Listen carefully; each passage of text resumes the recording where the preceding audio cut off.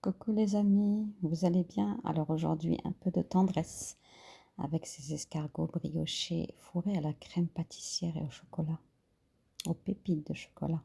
C'est juste une tuerie. Vraiment, c'est très très bon. C'est léger, c'est goûteux et puis c'est fait maison. Voilà. Donc, si vous êtes intéressé par cette recette, je vous suggère de me suivre. On va commencer tout de suite.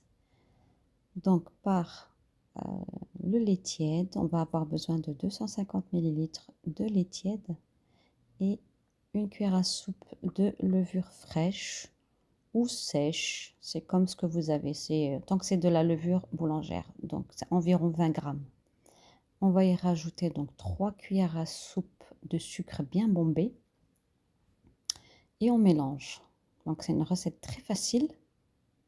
Donc on va mettre de côté à température ambiante une dizaine de minutes et voilà.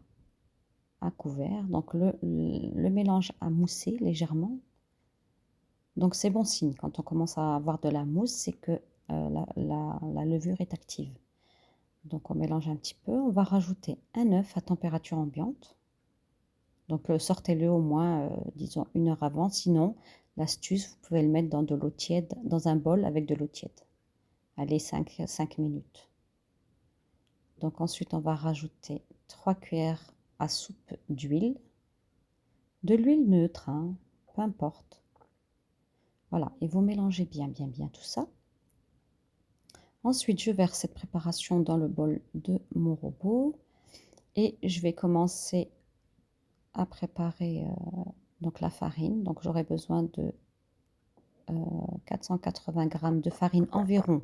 Tout dépend, hein, les farines, hein, ça peut changer, hein. Donc, on y rajoute une cuillère à café de levure chimique et une cuillère à café de sel. Voilà, donc on va commencer à rajouter donc à la première préparation, donc les farines. Mais tout doucement, hein, progressivement, hein, pas d'un coup, surtout pas. C'est pour éviter justement que ça fasse des grumeaux. Et donc on met ça en vitesse moyenne pendant quelques minutes. Voilà, donc faut pas être pressé, on rajoute progressivement. On attend que la première farine ait été absorbée avant d'en rajouter. Voilà, si vous suivez bien ces étapes, et si vous n'êtes pas trop pressé, vous aurez une pâte exceptionnelle. Elle sera vraiment très très belle à la fin. Donc voilà, vous voyez, elle commence à absorber la farine. On rajoute.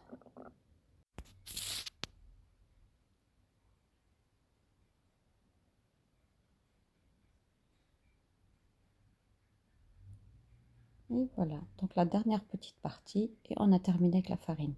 Donc on va laisser la pâte donc bien se mélanger pendant, allez, environ 5, entre 5, oui, 5 à 6 minutes.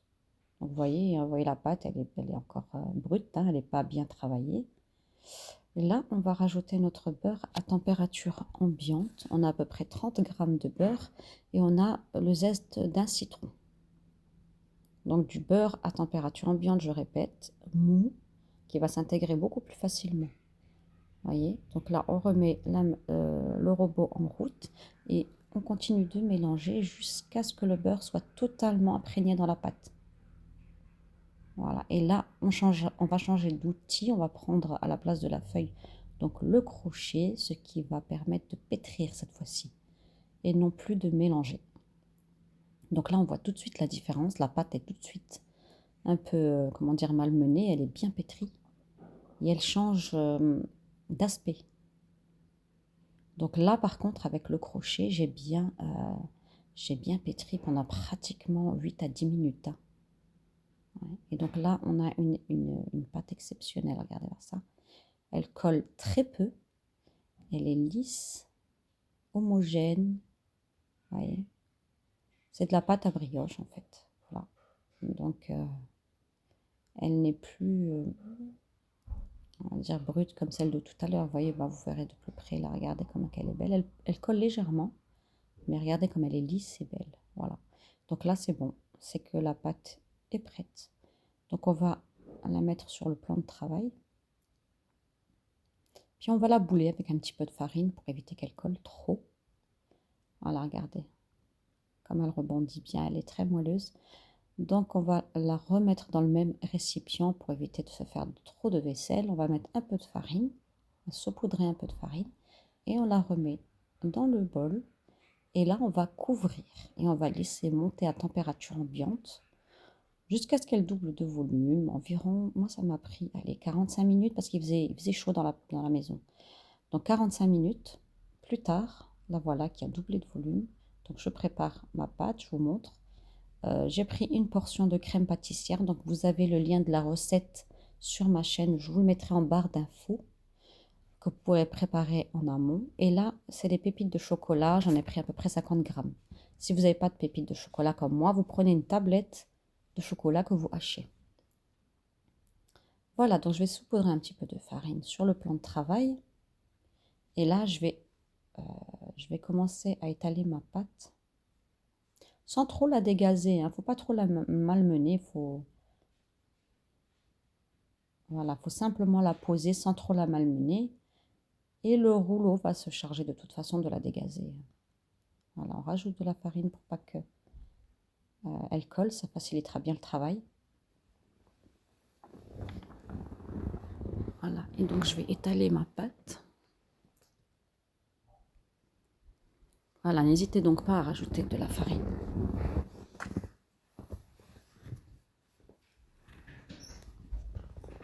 Je vais donc étaler ma pâte jusqu'à peu près à atteindre une épaisseur de 1 cm environ.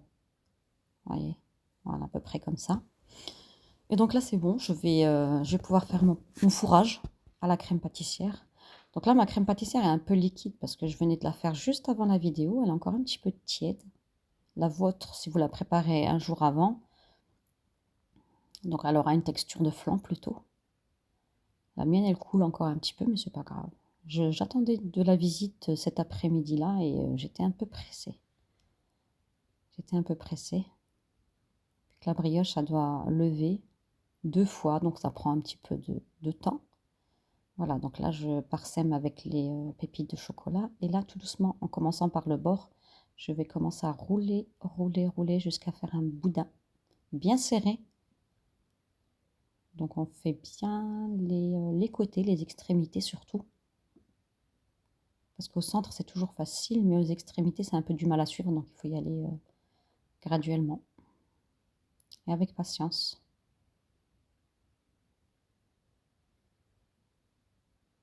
Voilà, jusqu'à ce qu'on arrive au bout.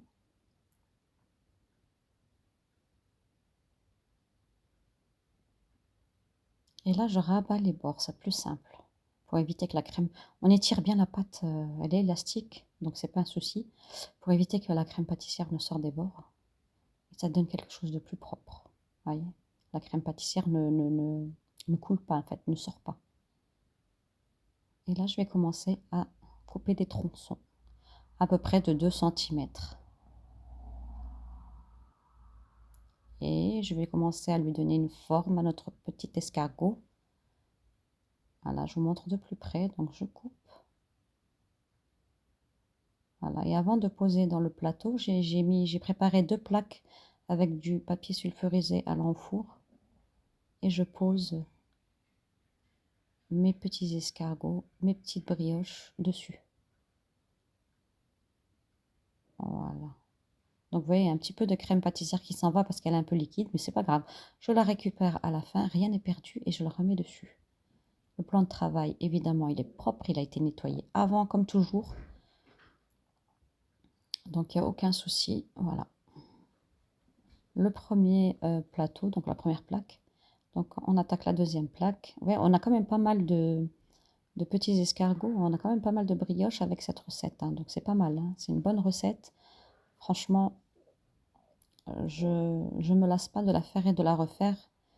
Et ici, tout le monde aime, bien sûr, tout le monde aime.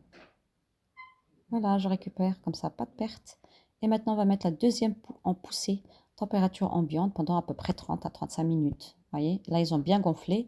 Donc, je les mets au four à 180 degrés, chaleur tournante, pendant environ entre 30 et 40 minutes, tout dépend des fours. Donc, vous voyez, les brioches sont magnifiques. Voilà, elles ont bien gonflé, malgré que j'ai laissé de l'espace, elles ont quand même un peu collé. Donc vous, je vous suggère de laisser encore plus d'espace. Alors regardez, là j'ai mis un petit peu de confiture avec... vous pouvez mettre de la confiture de fraises, n'importe, peu importe, ou de la gelée, pour simplement leur donner une petite brillance, leur faire une petite beauté aux brioches. Et je vous dis, ça fait la différence. Regardez, magnifique, excellente. Regardez comme elles sont très appétissantes grâce au brillant, au laquage qu'on a mis. Voilà les amis, donc on arrive à la fin de notre vidéo. C'était pas compliqué et surtout, mais un délice, je vous dis pas. Donc n'hésitez pas les amis à partager ma recette et surtout abonnez-vous. Vous êtes les bienvenus. Et bah, pourquoi pas me faire des petits commentaires. Et ce qui m'intéresse, ce qui me plairait vraiment, vraiment beaucoup, c'est de me dire d'où vous me regardez. Ça c'est une chose que j'aime bien savoir. D'où vous me regardez. Voilà. Bien écoutez, il ne me reste plus qu'à vous dire, à vous souhaiter, ma foi, un agréable visionnage. Et à bientôt les amis. À bientôt. Gros bisous à tous. Et merci à tous mes abonnés. On est de plus en plus nombreux. Ciao, ciao les amis.